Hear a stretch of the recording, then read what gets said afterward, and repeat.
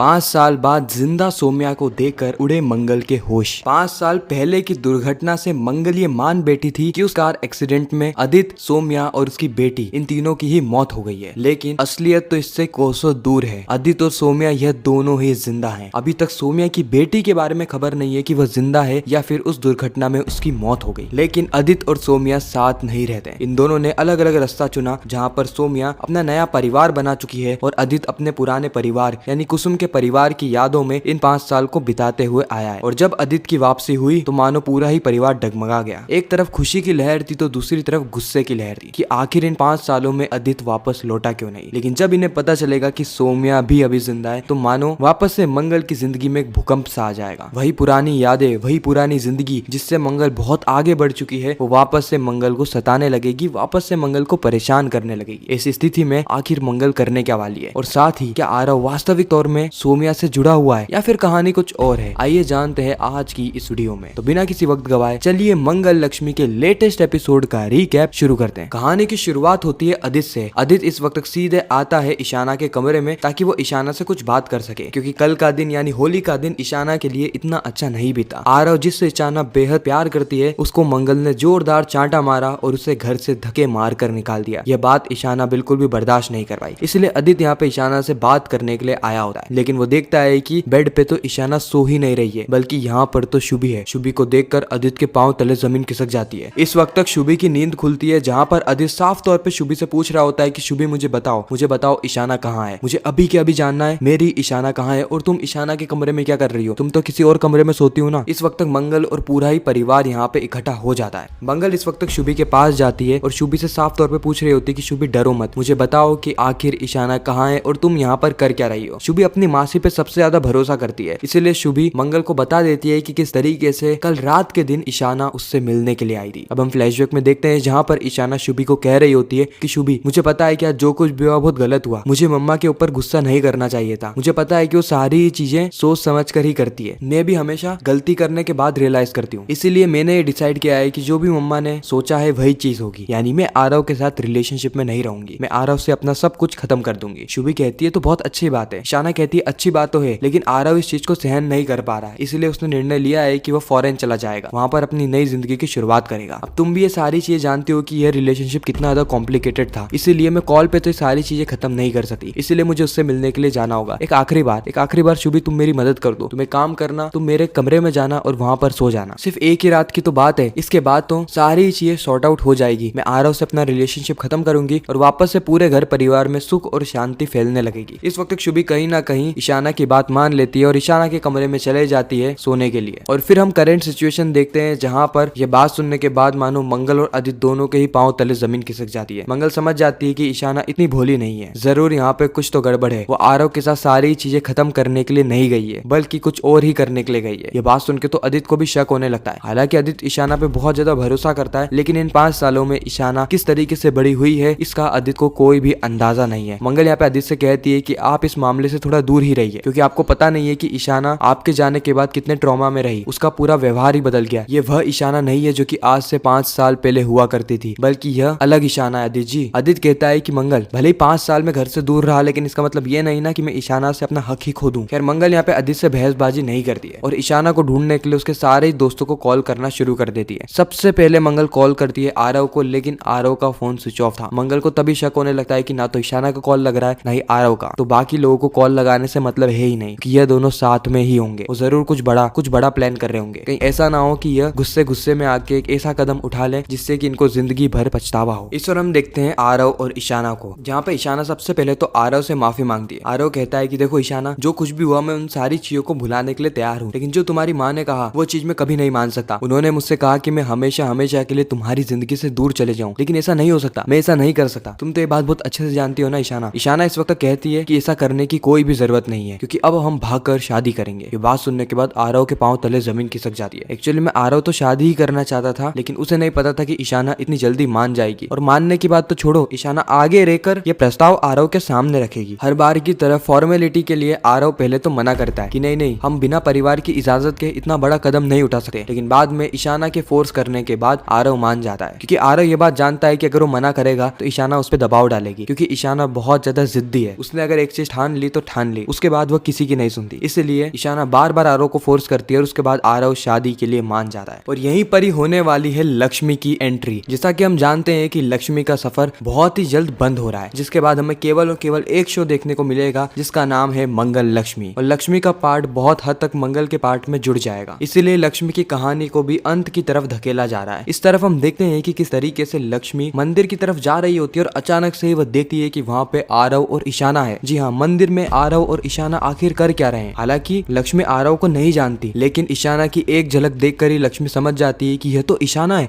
आखिर ईशाना शादी के जोड़े पे, शादी के मंडप पे आखिर कर क्या रही है, कहीं ये भागकर शादी तो नहीं कर रही। इस वक्त तक लक्ष्मी सीधे ईशाना को रोकती है। ईशाना 7 फेरे ले रही थी, लेकिन रोकने से पहले ही लक्ष्मी ने एक बड़ा सा घड़ा भरकर हवन कुंड में पानी डाल दिया था ताकि हवन कुंड की आग बुझ जाए। साथ ही लक्ष्मी ईशाना का हाथ पकड़ती और कहती है कि ईशाना, ये तू क्या कर रही है, तो ये थोड़ी सी भी समझ है, तू बिना दीदी को बताए आखिर शादी कैसे कर सकती है। ईशाना सबसे पहले तो अपनी मासी को देखकर चौंक जाती है। ईशाना के पांव तले जमीन खिसक जाती है। आरव को तो समझ में नहीं आता है कि आखिर ये औरत कौन है, लेकिन जब ईशाना कहती है कि मासी तुम यहाँ, तब आरव समझ जाता है कि यह तो मंगल की बहन है, यानी लक्ष्मी। आरव तो अभी तक ईशाना के परिवार को भी नहीं जानता, फिर भी ईशाना से शादी कर रहा है। इसका मतलब केवल साफ है कि आरव ईशाना का फायदा उठाना चाहता है। वह ये शादी अपनी मर्जी से नहीं कर रहा, बल्कि अपने फायदे के लिए कर रहा है। हो सकता है कि यह फायदा पैसों का हो, या फिर आरव की बड़ी माँ और कोई नहीं बल्कि सोम्या हो, और सोम्या मंगल से बदला लेना चाहती हो, इसीलिए उसने आरव को ईशाना से शादी करवाई। खैर, ईशाना इस वक्त साफ तौर पे मना कर देती है कि मासी, इन सारी चीजों के बीच में आप मत आओ, मैं बड़ी हो चुकी हूँ और मैं अपनी जिंदगी के निर्णय खुद ले सकती हूँ। लक्ष्मी बहुत कोशिश करती, बहुत प्रयास करती है ईशाना को समझाने की। ईशाना मानती नहीं है। लक्ष्मी ने तो यहाँ तक ईशाना का हाथ भी खींच लिया था, लेकिन फिर भी ईशाना जैसे तैसे करके लक्ष्मी को दूर कर देती है। लक्ष्मी यहाँ पे फोन करके सीधे मंगल को सारी जानकारी दे देती है कि आखिर मंदिर में चल क्या रहा है। और ये जानकारी सुनने के बाद मंगल को 440 वोट का बड़ा झटका लगता है। मंगल दौड़ी दौड़ी निकल पड़ती है मंदिर की ओर, बिना किसी को बताए, बिना किसी से कुछ कहे, क्योंकि ईशाना के अंदर मंगल की जान बसती है। और आज ईशाना इतना बड़ा निर्णय लेने जा रही है, वो भी बिना मंगल की मौजूदगी के। मंगल ने कितने सपने देखे थे कि वह ईशाना की शादी धूमधाम से करेगी। उसने जितना भी धन दौलत कमाया है, उसी शान और शोहरत से ईशाना की शादी करवाएगी, वो भी एक ऐसे घर में जहाँ पर ईशाना की इज्जत हो। जो भी चीजें मंगल के ऊपर बीती, वो सारी चीजें ईशाना के ऊपर ना बीते, ये सारी चीजों का सपना रहा था मंगल का। लेकिन मंगल को जो डर था बिल्कुल वही हुआ। यानी मंगल को पता था कि आरव एक बहुत गिरा हुआ और घटिया इंसान है, इसीलिए वह जितना ज्यादा ईशाना से दूर रहेगा उतना ही अच्छा रहेगा। लेकिन यहाँ पर तो एकदम उल्टा ही हो गया। ईशाना और आरव हमेशा हमेशा के साथी बनने के लिए कदम उठा चुके हैं। मंगल वहाँ पर पहुंचती है जब तक शादी हो चुकी थी। हालांकि लक्ष्मी कहती है कि मैंने हवन कुंड में पानी डाल दिया था, लेकिन यह शादी कहीं ना कहीं संपूर्ण हो चुकी है और ईशाना और आरव अब हमेशा हमेशा के लिए पति पत्नी बन चुके हैं। यही कहानी हमें आने वाले एपिसोड्स में देखने को मिलने वाली है। आप कितने एक्साइटेड है आने वाले एपिसोड्स को लेकर, कमेंट सेक्शन में जरूर बताना। मैं मिलता हूँ किसी नेक्स्ट इंटरेस्टिंग वीडियो में। जब तक के लिए गुड बाय।